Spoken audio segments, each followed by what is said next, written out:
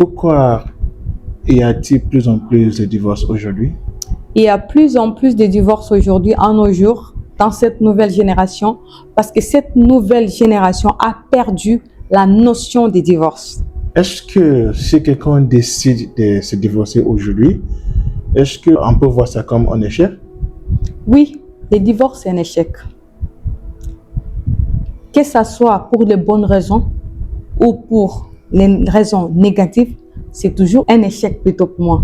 Parce que c'est la dissolution,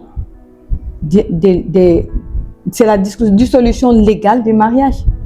Lorsque tu te décides de te marier et après quelque temps, surgit la rupture de ce mariage-là, donc c'est un échec. Oui, on ne peut pas parler de divorce aussi sans parler de Dieu. Que dit Dieu au sujet des divorces? Dieu déteste les divorces. Qu'on le veuille pas, qu'on ait de bonnes raisons ou bien de mauvaises raisons, mais Dieu lui-même déteste les divorces. Ça n'a jamais été le plan de Dieu de voir les divorces. Vous savez ce que les divorces peuvent causer, non? Donc Dieu, ce n'est pas son premier plan qu'il y ait des divorces. Lorsque l'homme et la femme viennent ensemble et prennent, en tant que des matures vaccinés, qu'ils ont pris la décision de se marier, Dieu espère de les voir ensemble, élever les enfants qui vont glorifier Dieu. Mais quand les divorces entrent, Dieu n'est pas content parce que ce n'est pas son plan originaire. Des choses peuvent arriver après, mais ce n'est pas le plan de Dieu originaire. Mais pourquoi à nos jours, les gens essaient de se justifier qu'ils peuvent se divorcer? Oui, parce que les gens ont de bonnes raisons pour se justifier. S'il n'y avait pas de raisons, les gens ne peuvent pas se justifier de cette manière. La Bible dit que l'homme ne doit pas divorcer sa femme. Ça veut dire, vice-versa, la femme ne doit pas divorcer son mari. Mais il a dit, sauf dans les cas d'adultère. Même dans les cas d'adultère, Dieu nous appelle au pardon. Si l'autre partenaire se répand, je pense que Dieu nous donnera la grâce de les pardonner. Mais cela ne veut pas dire que Dieu trouve le plaisir dans les divorces. La Bible dit que personne ne sépare ce que Dieu a uni. Cela veut dire, si on tourne la table et ce que Dieu n'a pas uni, qu'est-ce qui va y arriver? Quel conseil tu vas donner à quelqu'un qui fait face à beaucoup de choses avec son mari ou bien avec sa femme dans son foyer? Quelle est la meilleure solution que tu vas donner à cette personne? Est-ce que la personne doit rester dans le mariage ou bien la personne doit quitter le mariage? Je peux donner deux types de solutions. Première solution, elle est préventive. Tu sais que je suis une personnelle de santé. Avant de parler de la guérison, je parle de la prévention. Okay. Première chose d'abord, elle est préventive. Toi, que ce soit l'homme ou bien la femme, tu dois savoir qui tu vas te marier avec. Tu dois connaître, est-ce que c'est la volonté de Dieu pour cet homme, pour que tu te maries avec cette femme, pour que tu te maries avec cet homme. Première, Dieu doit être au centre de tes décisions. Aujourd'hui, quand tu parles aux jeunes que tu dois chercher la face de Dieu avant de te marier, il te dit que non, moi, je suis convaincue, je sens la paix dans mon cœur. Là, quand tu es amoureux, tu as la paix, tu ris bêtement toute seule parce que tu as la paix, non? Une femme amoureuse ou bien un homme amoureux, il va commencer à rire toute seule. Tu n'as jamais vu ça? Si, si. Elle est amoureuse, elle rit seulement, elle rit toute seule. Parce qu'il y a quelque chose qui fait genre. N'est-ce pas? Donc, tu dois d'abord chercher, Dieu doit être au centre. Et si Dieu est au centre, cela ne veut pas dire que parce que Dieu t'a donné cet homme-là, c'est lui l'homme, tout va être bon automatique. Non, tu as des rôles à jouer, tu as des sacrifices à faire, tu as l'orgueil à avaler pour que le mariage marche. Donc c'est comme ça. Donc il y a un moment donné, toi, tu es le roi, tu vas déposer ta couronne quand même. Tu es la reine, il y a des temps où tu vas déposer ta couronne. Maintenant, pour quelqu'un qui est déjà marié et qui est en train de traverser les moments très difficiles de son foyer, qui est le centre de cette foyer? Est-ce que c'est Dieu? Retourne à Dieu. Dieu lui regarde ce que je suis en train de traverser. Aide-moi. Parce qu'il n'y a personne sur terre qui demande à Dieu, aide-moi. Même s'il est le plus grand pécheur, il demande à Dieu, aide-moi, et Dieu va lui dire que je ne vais pas t'aider. Non, Dieu n'est pas comme ça. Dieu va l'aider. Maintenant, est-ce que c'est toi la cause? Rectifie-toi. Parce que parfois, nous les femmes, on a beaucoup de problèmes. Notre langue, la façon dont nous parlons, la réponse les manques de respect. Mais là, si c'est l'autre qui est la cause, que ce soit toi la cause ou bien l'homme, vous devez revoir vos habitudes, votre façon de faire. Le mariage, c'est la responsabilité des deux personnes, de l'homme et de la femme. Donc, chaque personne doit apporter une pierre pour construire, un brique plutôt, pour construire ce mariage-là. Ça ne se construit pas toute seule. Ce n'est pas seulement parce que la Bible a dit que la femme sage bâtit sa maison. Cela veut dire que la femme sage doit être la seule à construire la maison. On voit les ingénieurs. Un ingénieur ne travaille jamais toute seule pour construire une maison. Il doit avoir des ouvriers, il doit avoir des architectes, il doit avoir... Donc, c'est comme ça avec les mariages. Maintenant, dans un mariage où il y a la violence, la séparation est permise. Tu dois te retirer de cette personne qui te fait la violence pour être en sûreté et de pouvoir prier pour la personne. Donc, je pense que là, on ne badine pas avec ça. Quand il s'agit de la violence, là, on se retire. On regarde, écoutez, ce qui se passe dans le monde aujourd'hui. Est-ce que l'amour suffit pour durer un mariage? L'amour n'est pas suffisant pour garder un foyer ou bien pour avoir un mariage durable. L'amour n'est pas suffisant. Vous savez, tu peux tomber amoureux d'une personne, tu aimes le voir, tu te sens bien quand tu le vois, mais il y a des jours que tu regardes cette personne-là, tu ne sens plus amoureux. Après le mariage, c'est pas tout le temps que tu es amoureux, non. Parfois, on est amoureux avant de rentrer, mais parfois, tu regardes, mais telle personne-là même, comment j'ai fait pour vivre avec lui? Tu n'es plus amoureux de cette personne-là. Mais qu'est-ce qui nous garde? C'est la décision de vivre. On parle dans le monde circulaire. Il y a la décision de rester ensemble. La décision d'élever les enfants ensemble. La décision de marcher ensemble. C'est une décision. Tu ne peux pas entrer dans les mariages seulement parce que tu es amoureux. C'est pourquoi l'amour n'est pas suffisant. L'amour, c'est bon, ça va t'amener dans les mariages, mais l'amour ne peut pas maintenir les mariages. Ce qui va maintenir les mariages, c'est que toi, tu fais ton devoir, lui aussi fait son devoir. Et on marche ensemble. Mais si c'est l'amour, c'est mal. Là. Après, demain, quand ça va finir, tu vas faire quoi? Tu es marié pour combien d'années? Il faut que je commence à compter. Je crois 16 ans. Ok. Tu as fait face à beaucoup de choses. Avec ton mari, vous avez vu beaucoup de choses, vous avez vécu des choses ensemble. Qu'est-ce que t'a donné toujours cette assurance de rester dans les mariages malgré tout ce que tu as vu? Ok. C'est vrai que j'ai béni Dieu pour mon foyer, mais cela ne veut pas dire que mon foyer n'a pas eu de hauts et de bas. On a traversé des moments très difficiles. Lorsque je peux regarder l'homme comme ça, je le regarde seulement, je le déteste. Je ne veux même plus le revoir.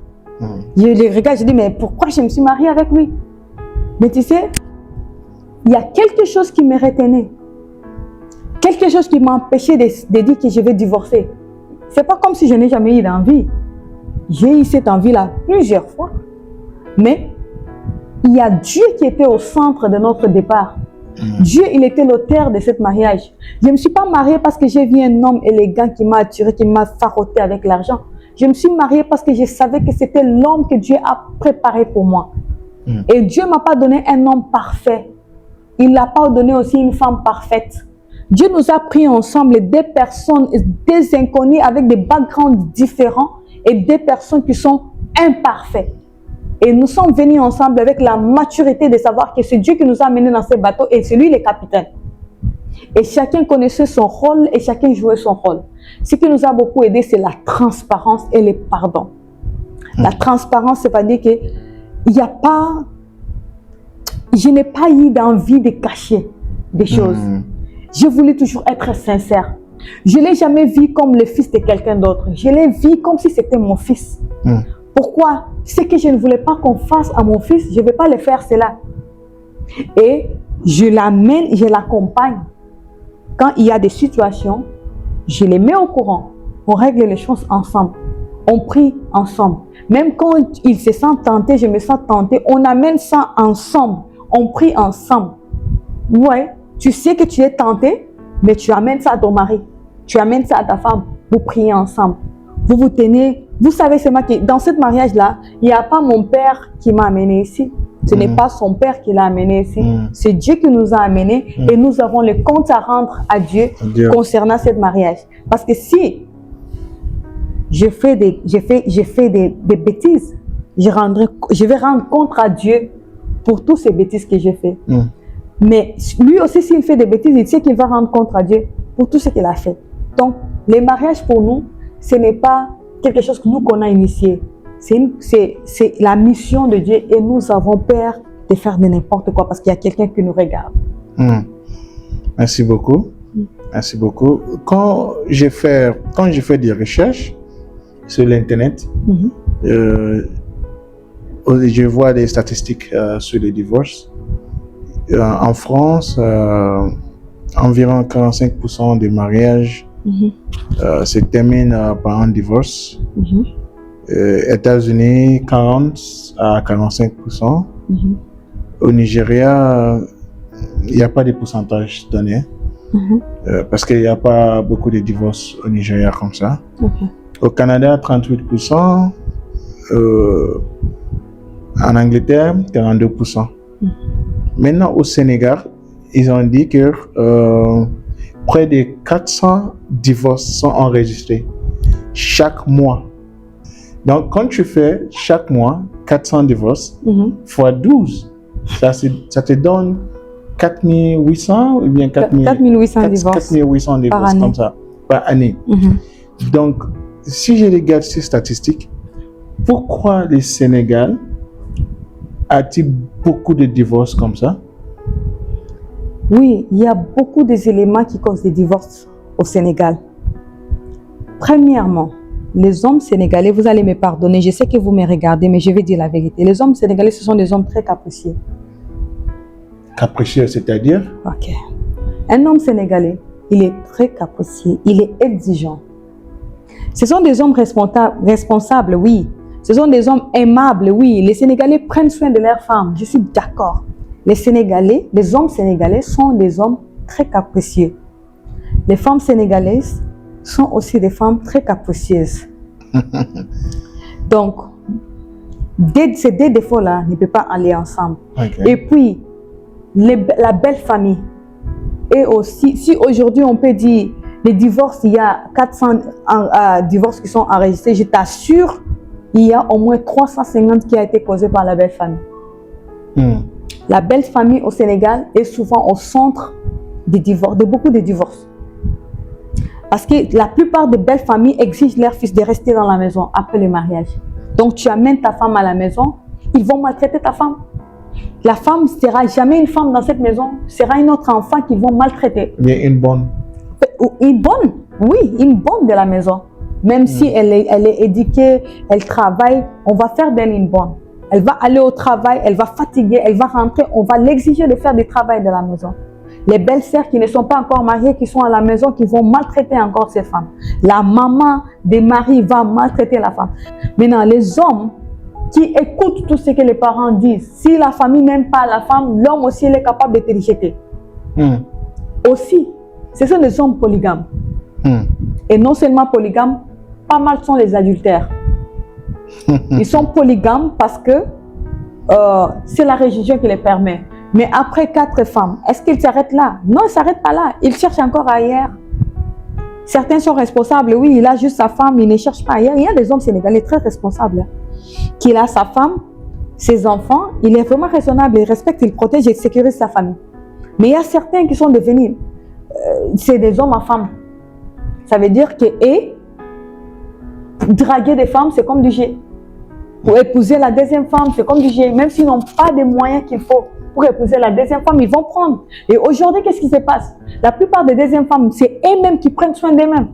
Et elles payent leur loyer, elles payent les études des enfants, elles payent c'est la femme qui s'entretient elle-même. Donc, à un moment donné, quand elle aura ras-le-bol, elle va dire, bon, moi, j'en peux plus, hein. Je suis dans ce mariage-là, tu ne fais rien, je fais tout. Et quand ça va commencer à chauffer, c'est comme ça. Mais parce que certaines femmes aussi atteignent certains âges-là, lorsqu'ils ne sont pas mariés, c'est pas comme s'ils ne voient pas des hommes.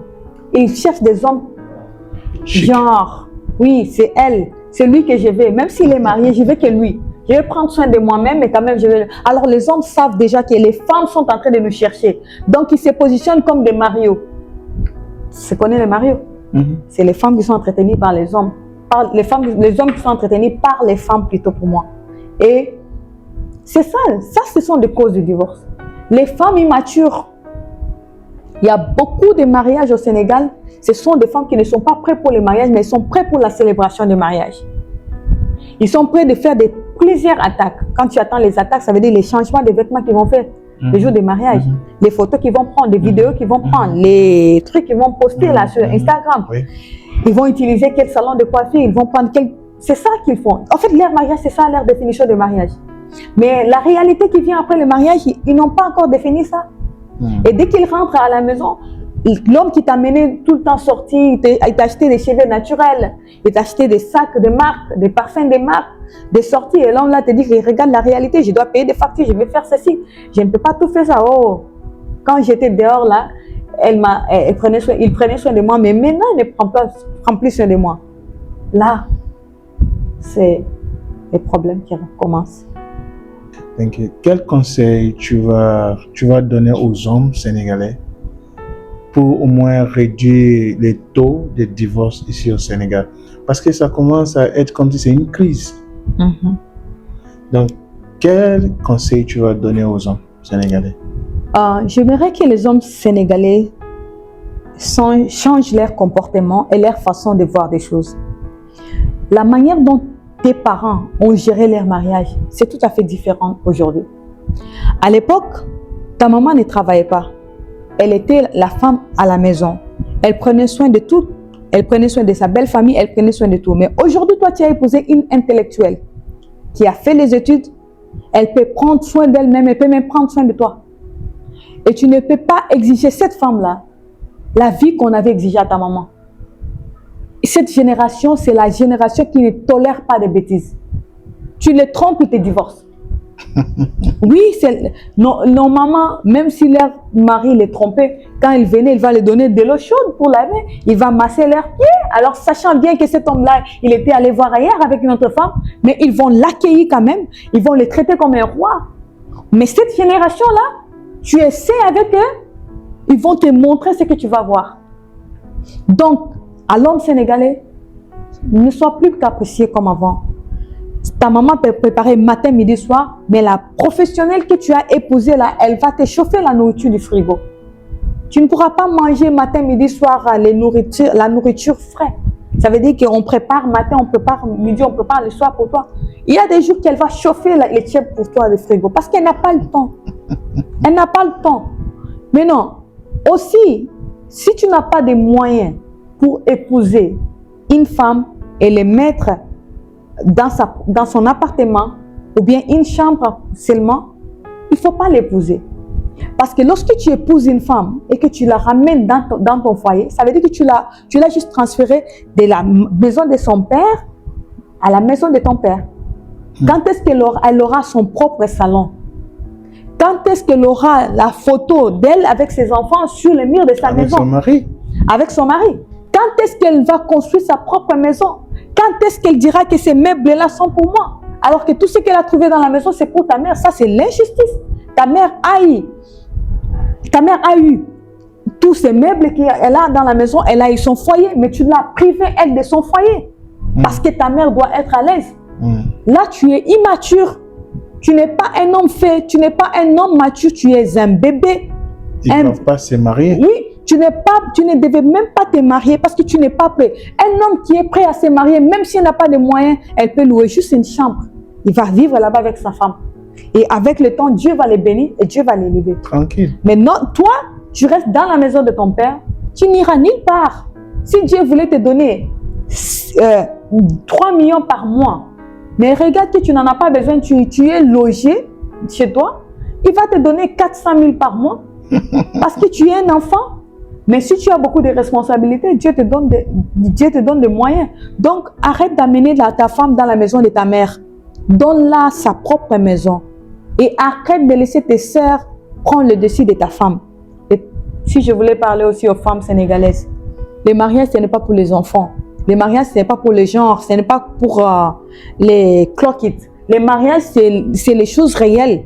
Ce que tu vois dehors, là, c'est pas ce que tu vois à l'intérieur. Dès que tu rentres à la maison, là, c'est l'amour est aveugle, non? Là, l'amour va porter des lunettes. Il peut bien voir en gras, il peut bien voir zoomé. Tu as déjà parlé des femmes et des hommes. Maintenant, il y a une question que j'aimerais poser. Est-ce que il y a des femmes aujourd'hui qui rentrent dans les mariages juste à cause de la cérémonie?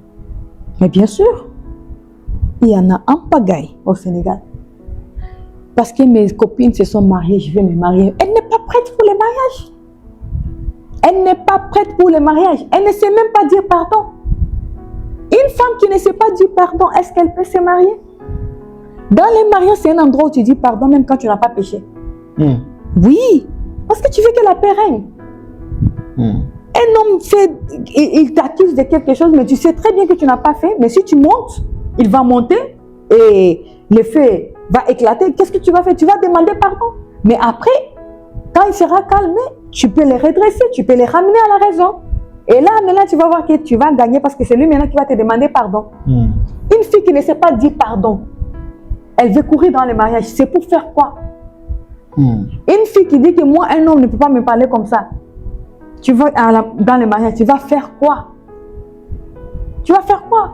Une fille qui ne pense pas, ok, quand je vais me marier là, il y a des jours où il n'y aura pas à manger. Elle ne connaît pas ça. Parce que chez elle, elle a toujours mangé. Elle n'a jamais su qu'un jour, on ne va pas manger. Et le mari n'a pas l'argent. Elle dit non. Une femme qui se dit jamais qu'elle ne peut pas donner à un homme son argent. Hey, dans les mariages, tu vas finir par donner l'argent à ton mari. Si. Quand il n'a pas un jour, tu vas finir par l'élever. Mais là, si toi, tu ne sais pas comment faire ça, quand on te dit donne, tu dis moi, je n'ai jamais donné l'argent à un homme. Tu n'es pas prêt pour les mariages. Tant que tu ne sais pas dire pardon, alors que tu n'as pas fait, tu n'as pas fauté, tu n'es pas prêt pour les mariages. Les mariages, c'est l'endroit d'humilité. L'homme même doit être humble, la femme doit être humble. Si entre vous, personne n'est humble, c'est des idiots qui vont détruire ce mariage. Deux idiots. J'aime ça, deux idiots. Voilà. Bon, est-ce que on peut toujours trouver l'amour après un divorce? C'est sûr qu'on peut trouver l'amour, mais il y a des sociétés qui sont très compliquées. Il y a des hommes qui cherchent les femmes qui sont divorcées. Il y a des hommes ici au Sénégal qui cherchent les veuves. Pourquoi? Veuve? Bien sûr. Est-ce qu'une veuve est différente des divorces? Bien sûr. Il y a des hommes qui ils cherchent cherchent les veuves. Ah. Parce que peut-être les maris ont laissé l'argent, ils vont l'entretenir. Il ne va pas beaucoup dépenser. Et il y a aussi des hommes qui sont bien avec les femmes divorcées. Ils se disent peut-être l'autre là, peut-être aussi il y a des bonnes raisons de divorce. Imagine une femme qui a été battue tout le temps. Elle divorce, elle a une bonne justification pour divorcer.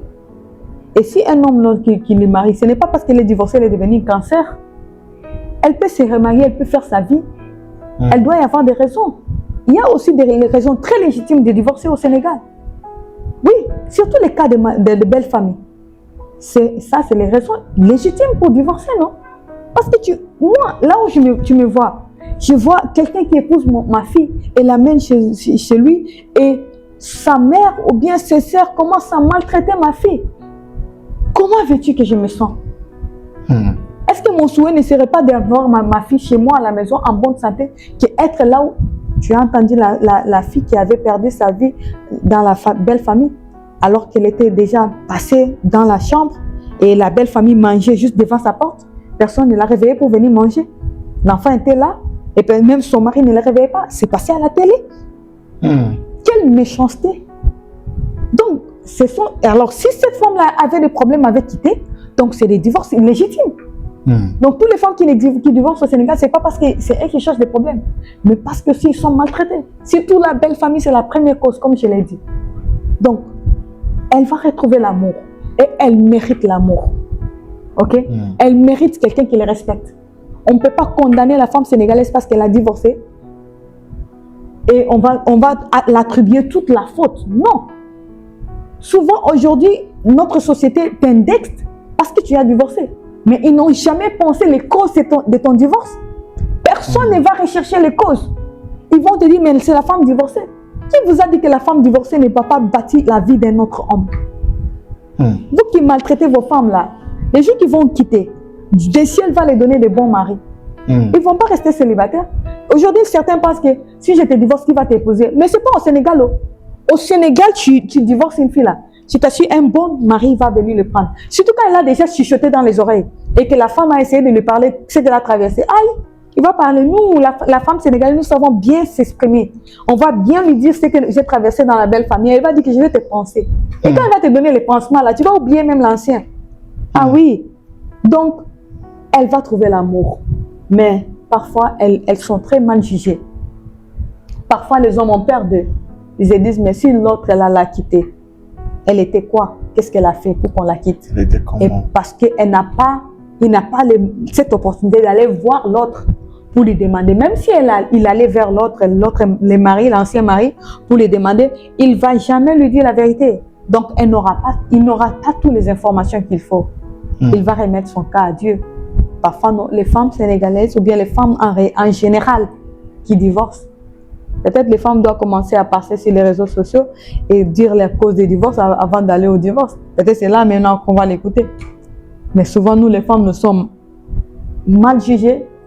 Nous sommes mal jugées parce que les gens ne connaissent pas notre passé. Après les divorces, quel est cet impact des divorces sur les enfants? Ça détruit. En fait, les divorces, d'abord quand on regarde les causes de la délinquance, le divorce fait partie aussi des causes de la délinquance des enfants. Aujourd'hui, il va aller à Guédiawaye, demain, il va aller à Djamalai. Parce que les parents sont divorcés. Quand ils sont à l'école, leurs amis, leur famille, c'est encore intact. Et cela parle de son père, parle de sa mère. Alors elle, ou bien lui, ne pourra pas parler de son père et de sa mère ensemble. Ça traumatise les enfants. Les enfants connaissent beaucoup de choses, ils voient beaucoup de choses à la télé, mais ça traumatise la vie de l'enfant. Ça détruit, ça peut même produire encore notre divorce dans l'avenir. Je me souviens de l'histoire de la dame qui avait chanté Ekoueme. La Nigériane. Oui, elle avait des problèmes avec son mari, mais ça ne se voit pas dehors. Elle cache ça. Et je sais très bien que c'est à cause de l'église aussi. Elle ne veut pas montrer aux gens que mon mari me frappe. Et ceci, c'est ça, c'est ça. Donc, elle se tue à l'intérieur elle-même. Maintenant, c'est arrivé que l'homme l'a frappée jusqu'à... Elle a perdu sa vie. Elle a perdu sa vie. Maintenant, dans ce genre de cas, je suis à l'église, je gère ça, je gère ceci, mais à la maison, mon mari me frappe. Et un jour, tu ne veux pas que ton cas devienne ce genre de cas de la dame. Quelle est la solution? Ok. Lorsqu'on parle de l'église qui va te pointer les doigts, souvent ce n'est pas l'autorité de l'église qui va te pointer les doigts. C'est les membres. C'est les membres. Et ces membres-là ne sont pas leur rôle de gérer votre foyer. Quand tu as des problèmes, il faut aller vers votre leader spirituel, de parler. Et aussi, il faut chercher des marriage counselors, comment on les appelle? Des conseillers maritaux là. Oui. Les professionnels là, pas n'importe qui, parce que tous les pasteurs ne sont pas les marriage counselors, ils ne sont pas des professionnels des maritaux. Ils ne peuvent pas tout faire. Donc parfois, vous avez besoin des professionnels. Quand c'est deux adultes qui veulent sauver leur mariage. Parce que c'est lorsque les deux adultes qui veulent sauver leur mariage, ils vont dire, on y va chercher la solution. On ne comprend pas qu'est-ce qui nous arrive. On va sauver notre foyer. Mais quand il y a un idiot et l'autre qui est mature, même si celle qui est mature, il va dire que je vais aller chercher la solution, mais l'idiot va dire non. Vous voyez, non? Maintenant, tu as des problèmes. Parce que les femmes aujourd'hui à l'église sont elles-mêmes des coupables. Pourquoi je dis sont des coupables? Parce qu'ils couvrent les péchés de quelqu'un d'autre. Tu vois, ton mari te trompe. Et tu vois que l'église le voit comme si c'est un saint. Il monte même sur l'autel. Et tu ne parles pas. Tu n'es pas coupable. Si. Tu sais que ton mari, c'est un bandit. Tu les vois, tu le couvres, tu gardes le silence. On te bat à la maison. Tu viens à l'église, vous portez l'uniforme. Hein, comme si vous partez voir les matchs de football. Vous êtes dans les mêmes tenues, alors que tu sais que cet homme-là te bat. Ou bien tu viens devant l'église, tu donnes des témoignages, tu parles de ton mari, alors que tu sais bien que cet homme-là te maltraite. Non. Et quand tu fais ça, tu auras des conséquences et toi seul, tu assumeras les conséquences. La dame qu'on parle là, elle n'a jamais dit à son église. Même quand les gens voyaient qu'on la giflait, elle disait aux gens de ne pas parler. Elle ne veut pas que les gens parlent. Oui, peut-être elle ne veut pas que les gens à l'église la voient comme si c'était une divorcée. Mais maintenant, aujourd'hui, elle a laissé des orphelins, son mari est en prison, elle dans les tombeaux. Et qui va prendre soin des enfants? Personne. Est-ce qu'elle est restée pour les enfants? Elle n'était pas restée pour ses enfants. Elle a resté pour elle-même. Parce que si elle avait resté pour elle aimait ses enfants, elle pensait à ses enfants, elle allait partir. Mais regarde ce qui se passe avec les chrétiens. Et ou même la société, même si ce n'est pas des chrétiens, la société, les gens vont te pointer les doigts. Et c'est le fait qu'elle a monté à un niveau dans l'église qu'elle ne voulait pas, peut-être qu'on la met à part. Mais peut-être si elle avait expliqué au pasteur, regarde ce que je suis en train de traverser. Tu n'es pas obligé de divorcer, mais le pasteur peut impliquer la police et on peut peut-être vous mettre en séparation en attendant que l'autre là se règle un peu. Mais tu ne dis rien. D'où viendra la solution? Même si Dieu veut t'aider, Dieu va t'aider quand tu ne cries pas. Tu fais des silent cry, tu pleures en silence. Et les gens ne vont pas te voir et deviner. Aujourd'hui, il y a des make-up. Quand une femme, on l'a même donné des coups, elle va mettre des make-up, tu ne sauras même pas. Tu ne sauras même pas. Tu protèges les criminels dans ta maison. Un homme qui tape sa femme, c'est un criminel. Tu les protèges, tu fermes ta bouche. Et demain, il va te taper. Le corps, que ce soit le corps d'un homme ou bien le corps de la femme, est très fragile. Il suffit juste de donner un coup là où tu ne lui fallait pas donner et la personne est partie.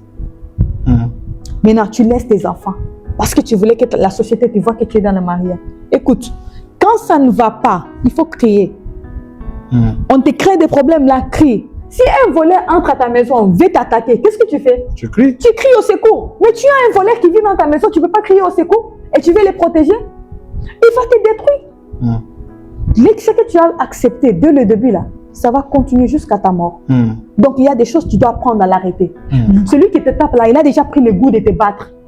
Celui qui te trompe là, il a pris le goût de te battre. Okay. Parce que tu te dis que peut-être ma mère, je n'ai plus de papa, je n'ai plus de maman. Ou bien chez nous, nous sommes des pauvres. L'homme là, il m'a tout donné. Et tu restes là, il te donne des maladies, il va t'apporter les maladies. Tu restes là, il va te battre jusqu'à la mort. Tu restes là, tu vas perdre tes grossesses, tu restes là.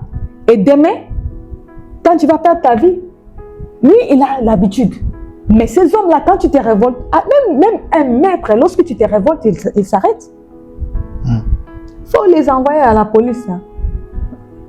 Quel conseil tu vas donner aux femmes et aux hommes pour garder leur foyer et pour diminuer aussi les divorces? Ce que je dirais aux hommes et aux femmes, mariez-vous en tant que deux personnes matures. Ce n'est pas l'âge. Parce que la plupart des temps, vous courez dans les mariages pour le sexe. Vous êtes juste pressé pour le sexe. Mais la vraie chose là, vous n'êtes pas préparé pour ça. Ce n'est pas parce que tu as l'argent que tu vas te marier. C'est lorsque tu es un homme capable de gérer une femme. Gérer une femme, on ne gère pas une femme avec la force. Les vrais hommes gèrent la femme avec la responsabilité et l'intelligence. Et avec beaucoup d'amour. Et la soumission que la femme doit donner à l'homme, ce n'est pas quelque chose qu'on doit badiner avec ça. Ça, c'est la loi de Dieu. La femme doit être soumise à l'homme. Et être soumise à l'homme, ce n'est pas être esclave de l'homme. Ce n'est pas être condamné ou bien être assujetti. Respect à l'homme.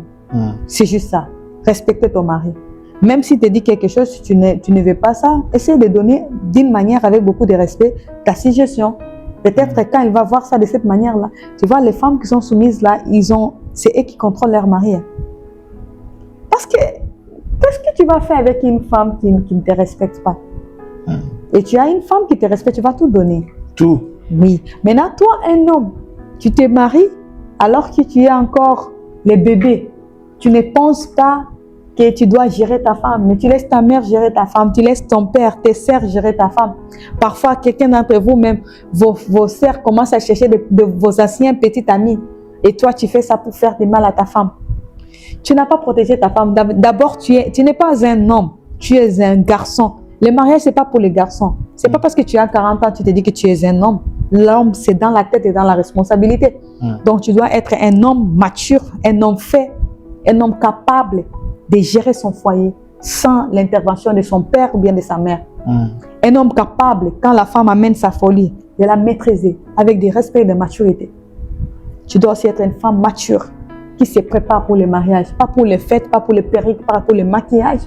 Mariage, ça se prépare. C'est ce qui va se passer là-bas qui est le mariage. La célébration, là, les gens vont partir, vont vous laisser toutes seules. Il y a la réalité. Dans les mariages, il y a les moments difficiles, il y a les moments de la fin, il y a des moments qui n'y a rien, il y a des moments que tu dois soutenir. Il y a des moments que tu dois avaler ton orgueil et dire pardon lorsque tu n'as pas péché. Il y a tout ça.